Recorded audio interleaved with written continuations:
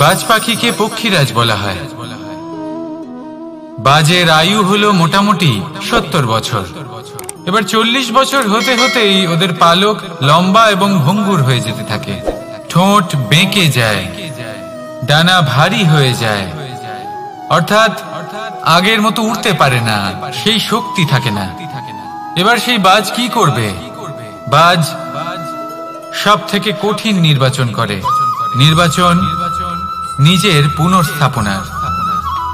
সর্বপ্রথম একটা বিশাল পর্বতে যায়, একান্তে নিজের এক বাসস্থান তৈরি করে, আর তারপরে পাথরের সাথে নিজের ঠোঁট বারবার আঘাত করতে করতে সেই ঠোঁট ভেঙে ফেলে। তারপরে সে অপেক্ষা করে সেই ঠোঁট পুনর্নির্মাণ হওয়ার। তারপর সেটাই করে নিজের পালকের সাথে।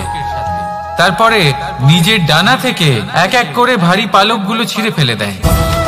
আর তারপর 150 দিনের এই যন্ত্রণা সহ্য করার পরে ও ফিরে পায় নিজের ওড়বার অনন্য ক্ষমতা, সেই শক্তি। আর তারপরে ও জীবনের পরবর্তী 30 বছর বাঁচে। কি বুঝলেন আপনি? যদি ইচ্ছে শক্তি থাকে তাহলে একজন দুর্বলও শক্তিশালী হতে পারে। আপনিও এটাই করুন, নিজের অতীতের যন্ত্রণার বোঝাগুলিকে ত্যাগ করুন আর কল্পনার খোলা আকাশে উন্মুক্ত হয়ে উড়ে বেড়ান। নিজের পুনর্স্থাপনা করুন, তবেই সর্বশ্রেষ্ঠ হতে পারবেন। আর মনে রাখবেন, এই ছোট ছোট পদক্ষেপই বড় বড় শিখরে পৌঁছে দিতে পারে। তাহলে আসুন আর আমার সাথে ভালোবেসে বলুন, রাধা রাধা। আপনি কি কখনো জলকে নিজের মুঠোতে ধরে রাখার চেষ্টা করেছেন? চলুন আজ করা যাক।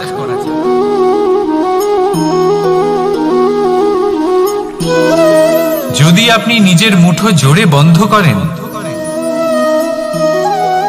জল ধরে রাখতে পারবেন না। যদি আপনি তাকে এমনি বইতে দেন,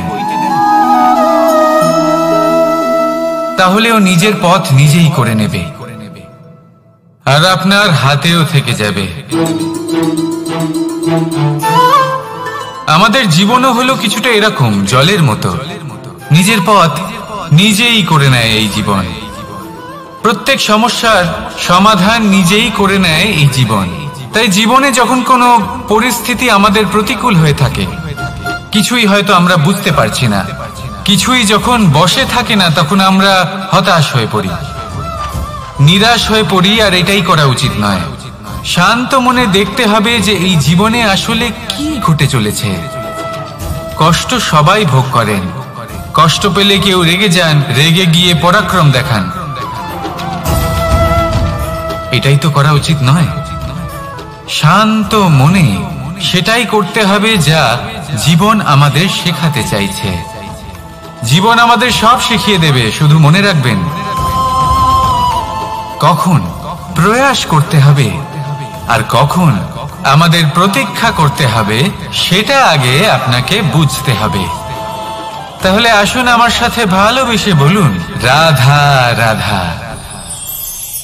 বল, শক্তি, পরাক্রম এই সংসারের বিকাশের মূল।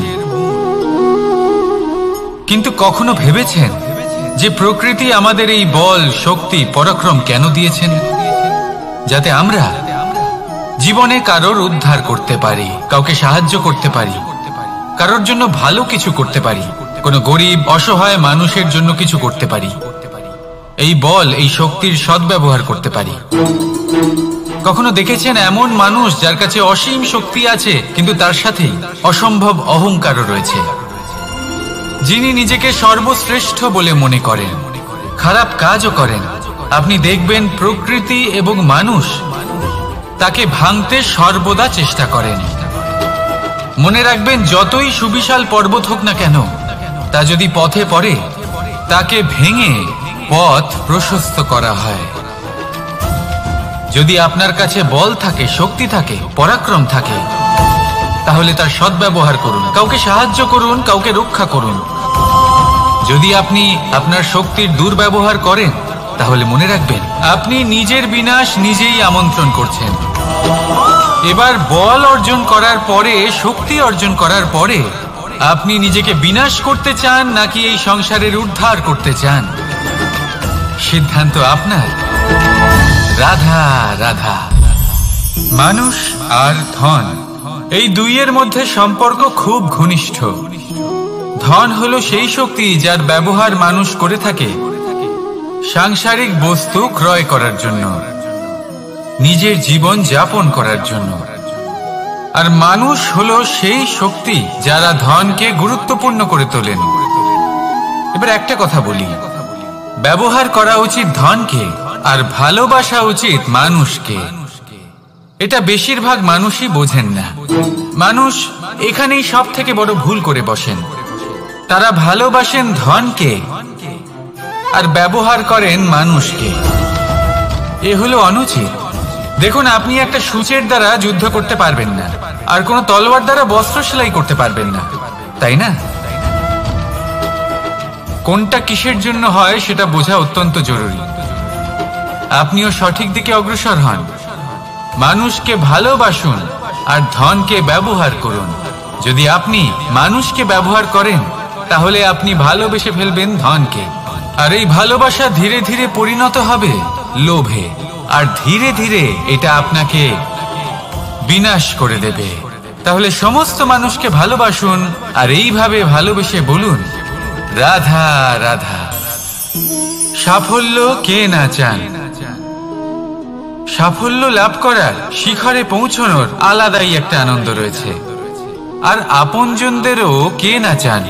প্রত্যেক মানুষ চান যেন জীবনে তার কোনো আপনজন থাকে যারা সব সময় তাদের সাথে থাকবে, কারণ আপনজনের সাথেই তো সাফল্যের আনন্দ সব থেকে বেশি পাওয়া যায়। কিন্তু আসলে কি হয়, অনেক সময় সাফল্যের খোঁজে সেই পথে চলতে চলতে আমরা আপনদের থেকে দূরে চলে যাই। না চাইতেও দূরে চলে যেতে হয়, ওনাদের সাথে সময় কাটাতে পারি না। আর আমরা ভুলে যাই যে সাফল্যের আসল আনন্দ আপনজনদের সাথেই পাওয়া যায়। সফল হওয়ার পরে আপনদের সাথে দেখা হলে তাদের চোখে আমাদের জন্য যে আবেগ থাকে, যে সম্মান, যে প্রেম থাকে, সেটাই হলো আসল পুরস্কার। আমরা সেই কথা ভুলে যাই এবং একা হয়ে পড়ি। বেশিরভাগ সময় এটাই হয়। বেশিরভাগ সময় সফল মানুষগুলি একা হয়ে যান। এবার আপনি কি চান? আপনি অসফল হয়ে দিনগুলি একাকিত্বে কাটাতে চান, নাকি সফল হয়ে আপনজনদের সাথে আনন্দে থাকতে চান? সেই সিদ্ধান্ত আপনার। সাফল্যের পেছনে ছুটুন, নিজেকে উজাড় করে দিন, কিন্তু আপনজনদের সঙ্গ ত্যাগ করবেন না। সেই আপনজন যারা আপনার সাফল্যের জন্য দায়ী, সেই আপনজন যিনি আপনার সাফল্যে আনন্দ পান, সুখ লাভ করেন, তাদের কখনো ত্যাগ করবেন না। আসুন আমার সাথে ভালোবেসে বলুন, রাধা রাধা। ভগবান আর ভক্ত যখন এক আকার হয়ে যায়, যখন ভক্ত তার ভগবানের প্রতি এবং নিজের জীবনের উদ্দেশ্যের প্রতি সম্পূর্ণরূপে সমর্পিত হয়, তখন জন্ম নেয় ভক্তি। এই সংসারের সমস্ত আশা হয়তো আপনার সঙ্গ ত্যাগ করে দিতে পারে, তখনও ভক্তি সাথে থাকবে। ভক্ত আর ভগবান যখন এক আকার হয়ে যায়, তাদের মধ্যে কোনো পার্থক্য থাকে না। তারা এক হয়ে যায়, এক ব্যক্তিত্ব, এক অস্তিত্ব। সেই জন্য কখনো জীবনে যে কোনো রূপেই, যে কোনো প্রকারেই, যে কোনো ঈশ্বরকে মান্য করুন। মনের মধ্যে শ্রদ্ধা ভাব জাগ্রত করুন, মনে ভক্তি ভাব জাগ্রত করুন। এই সমগ্র সংসারে সব কিছু আপনাকে ছেড়ে চলে গেলেও তখনও এই ভক্তি শুধুমাত্র আপনার উত্থান ঘটাবে। তাই মনে ভক্তি জাগ্রত করুন আর আমার সাথে ভালোবেসে বলুন, রাধা রাধা। শব্দই হলো শূন্য, শব্দই হলো আরম্ভ, শব্দই হলো অন্ত, শব্দই হলো অমর, শব্দই হলো ব্রহ্ম। এই শব্দ হলো অত্যন্ত বিশেষ। কেউ কাঁদলে তাকে হাসিয়ে তোলে, কেউ হাসলে তাকে কাঁদিয়ে দেয়। কারোর মনে উদ্দীপনা জাগিয়ে তুলতে পারে, আবার কারোর মনে কাঁটা হয়ে বিঁধে থাকতে পারে। একটা অত্যন্ত গুরুত্বপূর্ণ কথা যা বোঝা অত্যন্ত আবশ্যক।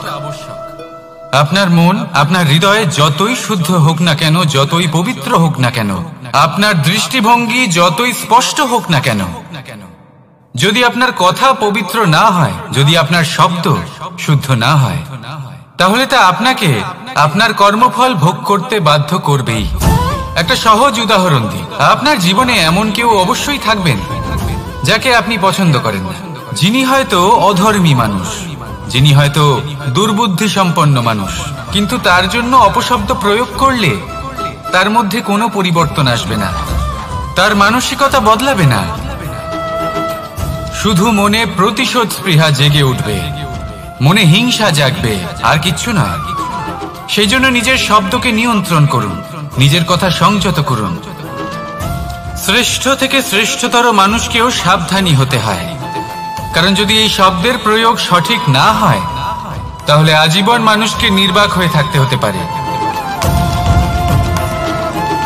তাহলে নিজের শব্দ নিয়ন্ত্রিত রাখুন, নিজের কথাকে শুভ করুন, এতে প্রেমবোধ জাগিয়ে তুলুন, আর সেই প্রেমবোধ নিয়েই বলুন রাধা রাধা।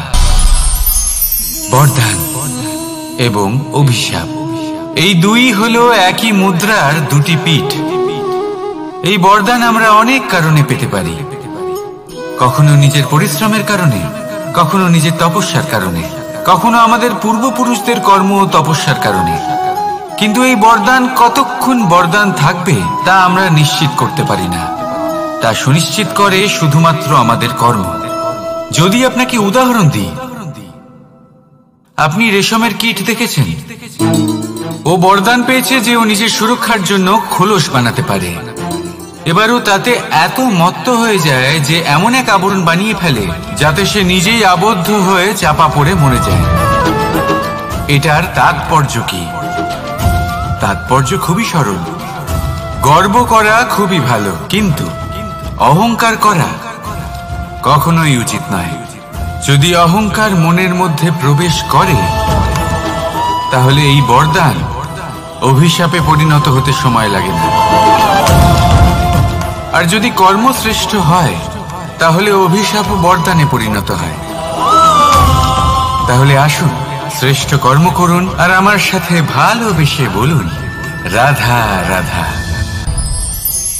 সুখ, দুঃখ, মৃত্যু, মহামারী, এগুলো কখনো বলে আসে না, আবার জিজ্ঞাসা করেও আসে না। এমনই হয় দ্রুত ক্রীড়ার এই খেলায়। এক কারাগারের মতো, একটা মাকড়সার জালের মতো। যেমন একটা মাকড়সার জাল একটা পোকাকে নিজের দিকে আসতে আকর্ষিত করে নিজের চমকের দ্বারা, নিজের গঠন দ্বারা, সেরকমই দ্রুত ক্রীড়ার এই খেলা মানুষকে নিজের দিকে আসতে প্ররোচিত করে। শেষে গিয়ে মানুষ আটকা পড়ে। পার্থক্য শুধু এটাই, যখন এক পোকা এই জালে জড়িয়ে পড়ে তখন সে তার প্রাণ হারায়। মানুষ যখন এই দ্রুত ক্রীড়ায় আকর্ষিত হয়, সে নিজের মান, নিজের ধন সবকিছু হারায়, নিজের বিবেক হারিয়ে ফেলে। কিন্তু আপনি আপনার বিবেক কখনোই হারাবেন না। যদি আপনার মনে লোভ চলে আসে, আপনি লোভী হয়ে ওঠেন। যদি আপনি দ্রুত ক্রীড়ার এই খেলায় আটকা পড়েন, তাহলে মনে রাখবেন এই খেলা থেকে ফিরে আসা প্রায় অসম্ভবই বলা যায়। নিজের বিবেক কখনো হারাতে দেবেন না, কারণ বিনাশ আসার প্রথম লক্ষণ হলো বিবেকের বোধ চলে যাওয়া। এই প্ররোচনায় কখনো পা দেবেন না। আর আমার সাথে ভালোবেসে বলুন রাধা রাধা। বিজয়, বিজয় লাভের জন্য মানুষ কি না করে থাকে, যে কোনো সম্ভাব্য প্রচেষ্টা করে। কিন্তু নিজের বিজয় লাভের জন্য বাজিতে যা ইচ্ছে তাই রেখে দেওয়া কি উচিত কাজ? কখনোই নয়। নিজের হারানো সম্মান, নিজের হারানো সম্পত্তি, নিজের হারানো অধিকার ফিরে পাওয়ার শুধু একটাই পথ রয়েছে, আর তা হলো পুরুষার্থ, দ্রুত ক্রীড়া নয়। যে মানুষ নিজেই হেরে গেছে, নিজেই নিজের জয়লাভ করার জন্য অন্য কাউকে কিভাবে বাজিতে রাখতে পারে? এ হলো সম্পূর্ণরূপে অনুচিত। অনেক সময় অনেক ধন লাভ করার জন্য, অনেক সম্পত্তি লাভ করার জন্য আমরা নিজের আসল ধন, আমাদের আপনজন, তাদেরকে হারিয়ে ফেলতেও প্রস্তুত হয়ে যাই। এটা একেবারেই উচিত নয়। যত বড়ই সংকট আসুক না কেন, আমাদের আপনজনদের আমাদের সাথেই রাখা উচিত। নিজের বিজয়ের জন্য ওনাদের বাজি রাখা ঠিক নয়। এই ভুল কেউ একজন করেছেন, আপনি তা ভুলেও করবেন না। রাধা রাধা। নারী জন্মসূত্রে কারোর কন্যা, ধর্মসূত্রে কারোর পত্নী, আর কর্মসূত্রে কারোর মা। আমাদের মনে এই ছবি আঁকা রয়েছে একজন নারীকে নিয়ে, তাই না? একটা অতুলনীয় ভূমিকা রয়েছে নারীদের আমাদের জীবনে, আর নারী ছাড়া আমরা কিছুই নই। কিন্তু অধিকার, সেখানে আমরা একটা ভুল করে বসি। যখন নারী একজন কন্যা থাকে, যখন সে জন্ম নেয়, তখন তার ওপর অধিকার থাকে তার পিতার। আর তারপর যখন বিয়ে হয়ে যায়, তখন তার অস্তিত্বের ওপর অধিকার থাকে তার স্বামী। আর যখন তিনি মা হন, তখন নিজেই তিনি জীবনের সমস্ত অধিকার দিয়ে দেন তার সন্তানকে। কিন্তু আমরা কি কখনো এটা ভেবেছি এই জীবন হলো তার নিজের? যে নারী সবার কল্যাণ করছেন, তার জীবনের অধিকারও তার কাছেই থাকা উচিত, তাই না? তার নিজের জীবনের সিদ্ধান্ত সে নিজেই নিতে পারেন, নিজেই নিজের ভাগ্যের রচয়িতা হতে পারেন। আর এর জন্য আমাদের নিজেদের পাল্টাতে হবে, দৃষ্টিভঙ্গি পাল্টাতে হবে। কারণ এই ধারণা সেটা আজ বা কালকের ব্যাপার নয়, এটা ঘটে চলেছে বহু বছর ধরে, আর চলতেই থাকবে যদি আমরা এটা না বদলাই। আর এটা তখনই সম্ভব হবে যখন আমরা নিজেদের মধ্যে পরিবর্তন আনব। তাই আজকের পর থেকে, এই মুহূর্ত থেকে, কোনো নারীর ওপর অকারণ অধিকার স্থাপনের আগে সহস্রবার ভেবে দেখবেন। কারণ যখন নারী নিজের অধিকার কেড়ে নিতে বাধ্য হবেন, তখন শুধু এবং শুধুমাত্র বিনাশই ঘটবে। রাধা রাধা।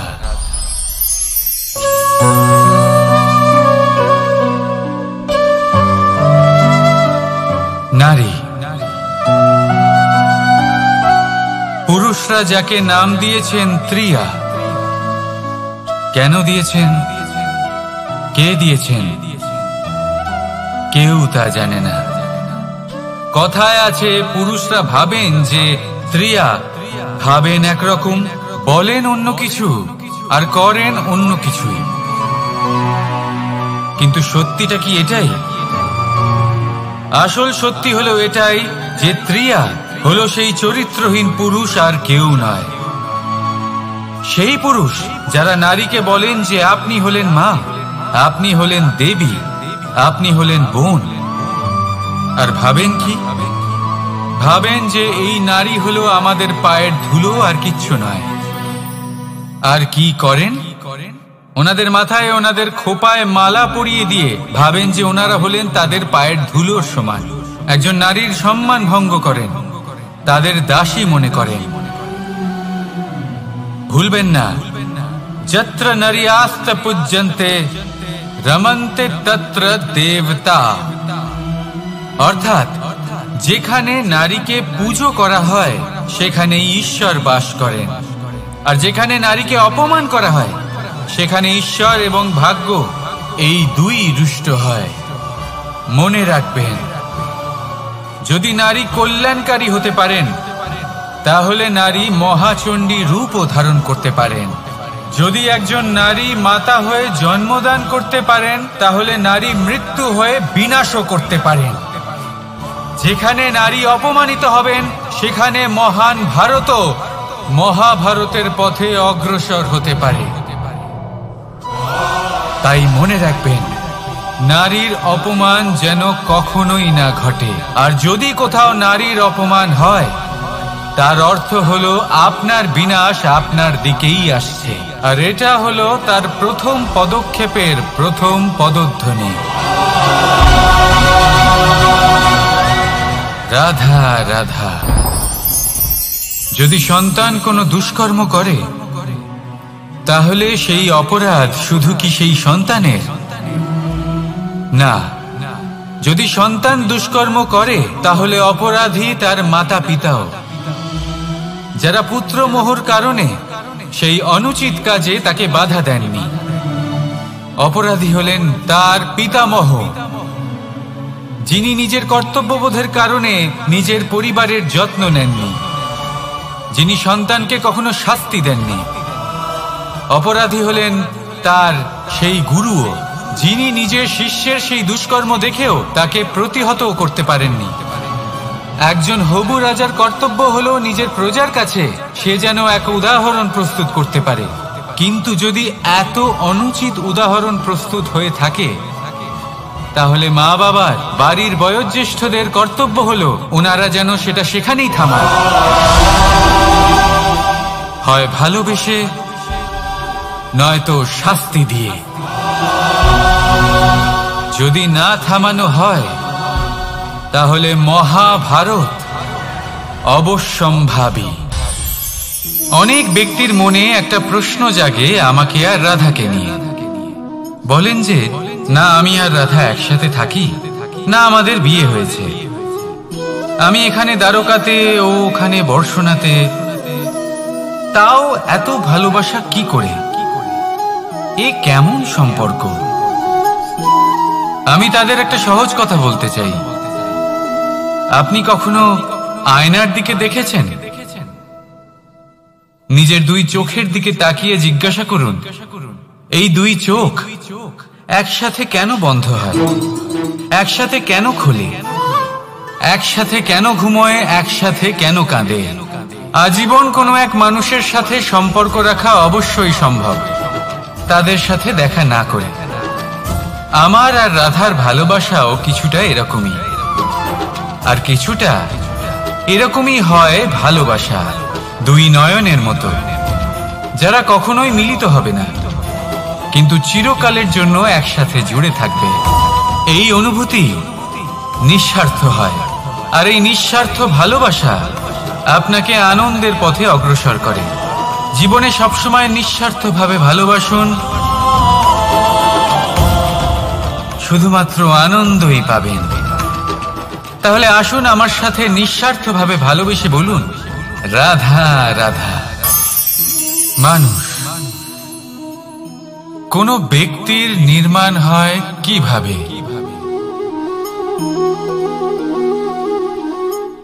কেউ বলবেন পঞ্চতত্ত্বের দ্বারা, কেউ বলবেন আত্মা, দেহ ও চেতনার দ্বারা, কেউ বলবেন ঈশ্বরের কৃপার দ্বারা, তো কেউ বলবেন এই প্রকৃতির পরীক্ষার দ্বারা। না, মানুষের নির্মাণ হয়ে থাকে বিশ্বাস দ্বারা। ব্যক্তি তখনই গড়ে ওঠেন যখন ব্যক্তিত্ব থাকে, ঠিক কিনা? আর ব্যক্তিত্ব তখনই হবে আর সেরকমই হবে যেরকম বিশ্বাস আপনি নিজের উপরে রাখবেন। যদি আপনি মনে করেন আপনি বিষের ন্যায় হবেন তাহলে আপনি বিষাক্তই হবেন। যদি আপনি এটা মনে করেন যে আপনি অমৃতের ন্যায় হবেন তাহলে আপনি অমরই হয়ে যাবেন। যদি আপনি নিজের উপরে বিশ্বাস রাখেন যে আপনি সংসারের সব থেকে উঁচু পর্বতের শিখরে পৌঁছতে পারবেন তাহলে আপনি অবশ্যই পৌঁছবেন। যদি আপনার এরকম মনে হয় যে আপনি এরকম কখনো করতে পারবেন না তাহলে এরকম কখনোই হবে না। ভেবে দেখবেন, বিশ্বাসের মধ্যেই বিশ্ব বাস করে থাকে, তো আপনার অস্তিত্ব কেন করবে না? যেমন বিশ্বাস আপনি নিজের উপরে রাখবেন তেমনই আপনি হয়ে উঠবেন। সেই জন্য নিজের উপরে বিশ্বাস রাখুন, আর হ্যাঁ, ভালোবেসে বলুন রাধা রাধা। শত্রুতা, একজন মানুষ অন্য মানুষের সাথে শত্রুতা করে বসেন। দুজন ঘনিষ্ঠ বন্ধু, এমনও এক সময় আসতে পারে যখন এনারা একে অপরের শত্রু হয়ে ওঠেন। এর অনেকগুলো কারণ হতে পারে, কিন্তু মূল কারণ হলো আলোচনা। আগে হ্যাঁ, আপনি যদি কারোর বিষয়ে আলোচনা করেন তাহলে সে আপনার শত্রু হয়ে যেতে পারে। এবার মনে একটা প্রশ্ন আসতে পারে যে এটা কিভাবে সম্ভব হতে পারে? আলোচনা এটা তো অত্যন্ত জরুরি। যদি আমি নিজের বন্ধুর খারাপ কাজের বিষয়ে আলোচনাই না করি তাহলে সে শুধরবে কি করে? এ কথা সত্যি যে আলোচনা আবশ্যক, কিন্তু তার থেকেও বেশি গুরুত্বপূর্ণ এবং আবশ্যক হলো আপনার এই সিদ্ধান্ত এটাই যে আপনার এই আলোচনা কোন স্থানে করবেন। যদি এটা সবার সামনে করবেন ভাবেন, তাহলে তা অপমানও হয়ে যেতে পারে। যদি এটা আলাদাভাবে করেন তাহলে তা পরামর্শ হয়ে যায়। অপমান কেউ স্বীকার করতে পারেন না, কিন্তু পরামর্শ সকলের ভালো লাগে। তাহলে যদি আপন কারোর জন্য ভালো কিছু চান, কাউকে শুধরে দিতে চান, আর আপনার মনে হয় আলোচনা আবশ্যক, তাহলে সর্বপ্রথম সময়, পরিস্থিতি আর স্থানের কথা মনে রাখবেন, নয়তো এই আলোচনা আপনাকে খুব ভোগাতে পারে।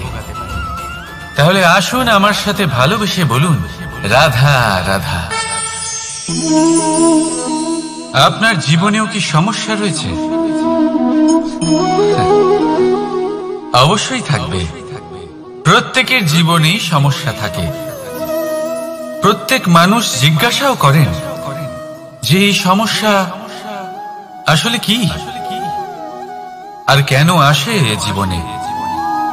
আপনাকে একটা কথা বলে দিই যে সমস্যা আসলে সেটা নয় যা আপনার পথে বাধা সৃষ্টি করে, বরং সমস্যা হলো সেটাই যেটা আপনি তখন দেখতে পান যখন আপনার একাগ্রতা আপনার পথ থেকে, আপনার লক্ষ্য থেকে সরে যেতে থাকে।